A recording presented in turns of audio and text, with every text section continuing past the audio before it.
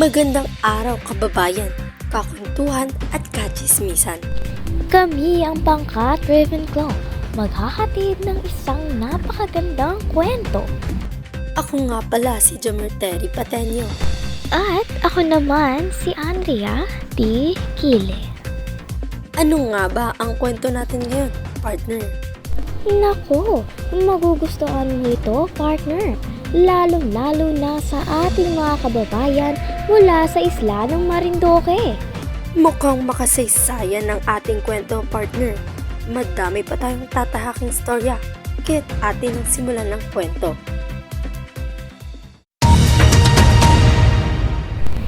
Noong unang panahon, may pamayanan sa Timog Katagalugan na pinamumunuan ng isang haring mayaman at makapangyarihan. Ginagalang, ngunit kinakatakutan. Siya ay si Dato Batong Bakal. Tinaguri ang gayon dahil siya ay may pusong bakal. Namumuno siya sa Balayan, isang pamayanang sagana sa mga yamang kalikasan. Kasama ng dato ang kanyang anak na si Mutya Marin. Si Mutya Marin ay isang pinya-pinyuho dahil sa kanyang angking ganda. Ang dalaga ay may maraming manliligaw na nagmula pa sa iba't ibang kaharian. Ito ay sina Dato Bagal ng Mindoro, Mutya Marin, isang tingin lamang ay ikay mapapasaki. Dato Sagil ng Laguna, Marin, ako iyo'y sanang ibigin. Dato Kawili ng Camarines. Mutya Marin, isang tingin lamang ay ikay mapapasaki. Sa kanilang pagluhod, hindi naantig ang puso ng Prinsesa Marin. Pasensya na kayo, ngunit wala akong nararamdamang pag-ibig sa inyo.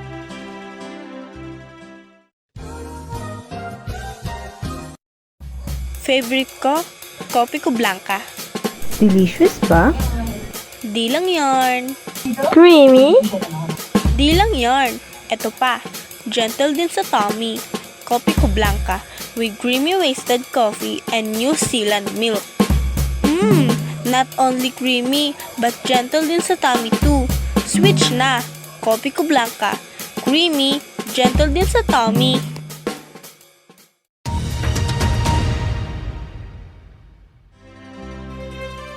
Isang araw, naakit ang dalaga sa awit ni Garduque.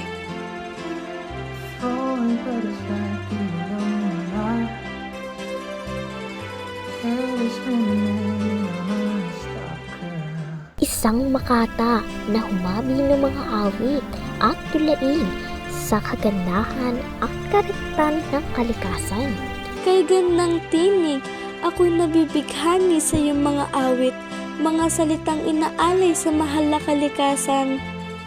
Isang karangalan ang gusto ng Prinsesa Marin ng aking awit. Higit pa akong nagtutwa na ikay rin ay may pagmamahal sa kalikasan. Siya ay isang dukhang mangingisda sa Taal na nagbibigay araw sa kaharian ng Dato Batong Bakal. Tuluyan nang naakit si Mutya Marin sa makata na nagtapat ng pag-ibig sa kanya. Prinsesa Marin, ika'y akin ang tatapati. Sa iyo ako'y humahanga at umiibig. Handa ako at suporta ako sa magiging desisyon mo, Prinsesa. Garduque, ikay akin ring minamahal. Ako sana'y wag mong biguin, dahil labis kitang iibigin. Pangako, Prinsesa, ikaw lamang hanggang sa huli at kamatayan. Ikaw pa rin ang minamahal. Natuklasan ni Dato Batong Bakal ang kanilang pag-iibigan na kanyang kinagalit ng husto. Inutos niya na ipapatay si Garduque kung igigiit niya ang kanyang pag-ibig sa Prinsesa Marin. Mahal na Dato, aking natuklasan na may nangyaring pag-ibig kay Garduque at sa prinsesa. Ano? Mga utusan, ipapatay si Garduque kung ang kanyang pag-ibig sa aking anak ay kanyang igigiit. I feel beautiful because I treat my hair with keratin. Keratin? But not just keratin. Dapat may plus. May plus? Kaya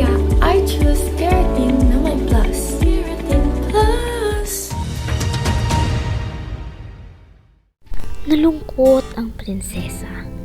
Ngunit isang araw, habang namamasyal sa dalampasigan ng Bunbun, nakasalubong ni Prinsesa Marin si Gardoque. Ipinahayag ng dalaga ang kanyang walang kamatayang pag-ibig kay Gardoque. Gardoque, sa wakas, ikay akin nang nakita. Prinsesa Marin, mabuti naman ay ikay nasa mabuting kalagayan. Kamusta ka? Eto, labis na nangungulila sa'yo. Buti na lamang ikay aking napansin. Mahal na mahal kita, Gardoque. Mahal na mahal din kita, Prinsesa Marin. Naalaman ni Datu Batong Bakal ang kanilang lihim na pagtatago ng dalawa. Sa kanya at kanyang inutos na pugutin ang ulo ni Gardoque. Hanapin si Gardoque at pugutan ninyo ng ulo.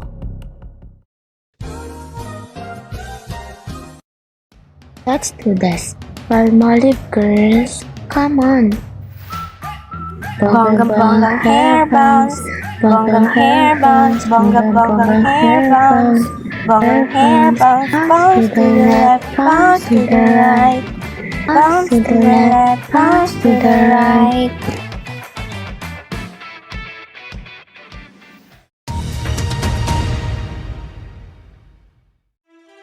Nagpasya ang dalawa na tumakas na lang at pumunta sa Dayabas.